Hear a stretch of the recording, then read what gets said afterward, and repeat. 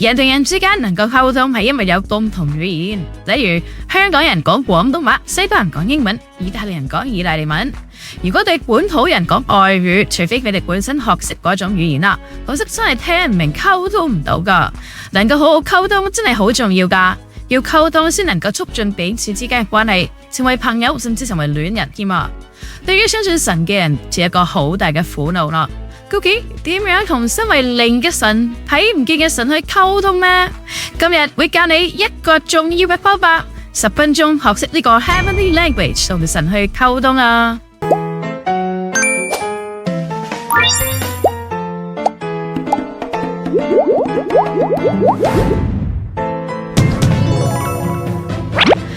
當你詢問神問題，亦當你好懇切咁同神禱告，卻冇回應嘅時候，以為神冇回應就覺得好灰心。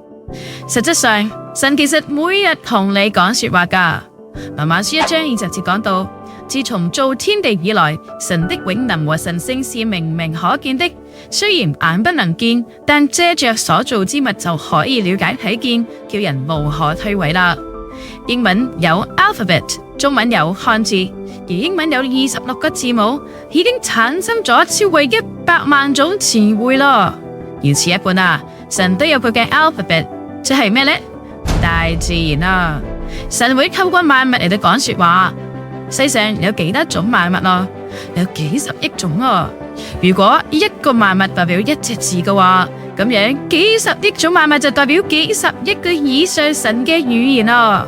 試諗下，如果你學識咗呢個萬物嘅語言，就可以同神不間斷去相通溝通，成為每日都領受神啟示嘅人啦。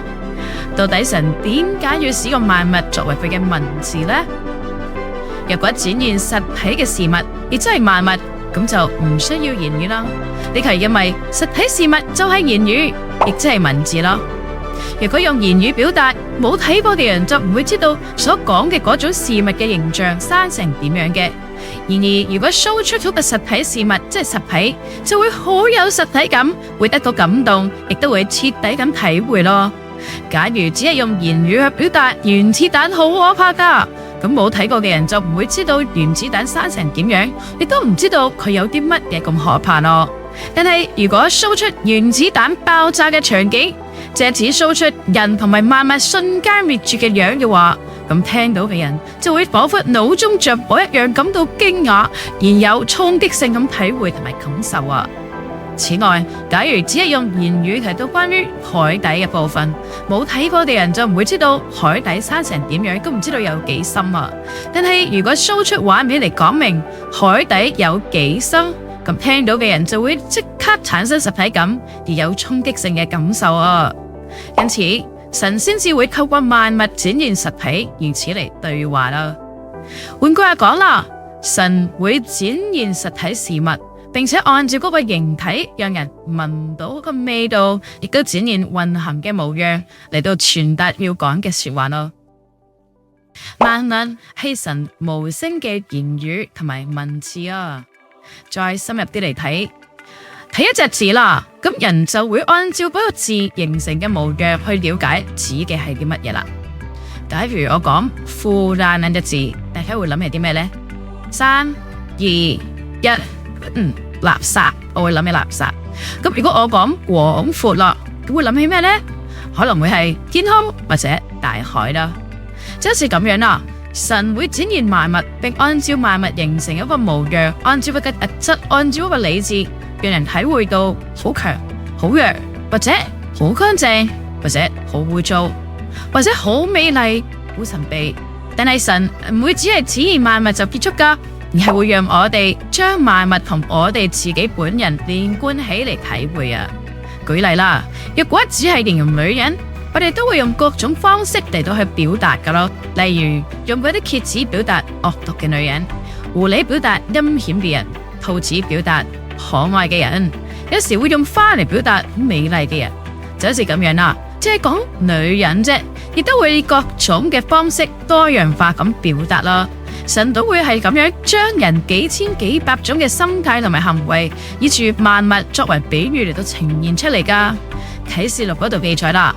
神對使徒約翰賜下啟示，含淫嘅人，神就展現出腐爛嘅事物讓人體會；含義嘅人呢，神則係展現出潔淨嘅事物嚟讓人體會啊。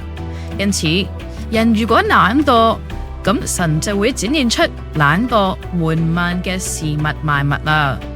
人若果勤勞，咁神就會展現出勤勞快速嘅萬物啦。對於做出腐爛行為嘅人呢，神係會展現出腐爛嘅事物讓佢體會；對於做出羞恥嘅行為嘅人，神係會展現羞恥嘅事物嚟讓佢體會咯。對於做出潔淨又正確嘅行為嘅人，咁神就會展現出潔淨嘅事物，讓佢體會自己係潔淨噶啦。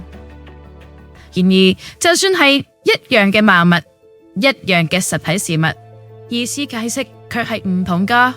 文字都係咁啦，有啲字明明係同一樣嘅字，但係意思解釋卻係唔同啦。例如咩呢？水可以聯想成為前面嘅一杯水，可以係污水、海水、廁所水，就好似咁樣啦。就算神展現相同嘅萬物，對每個人所講嘅內容都唔同噶啦。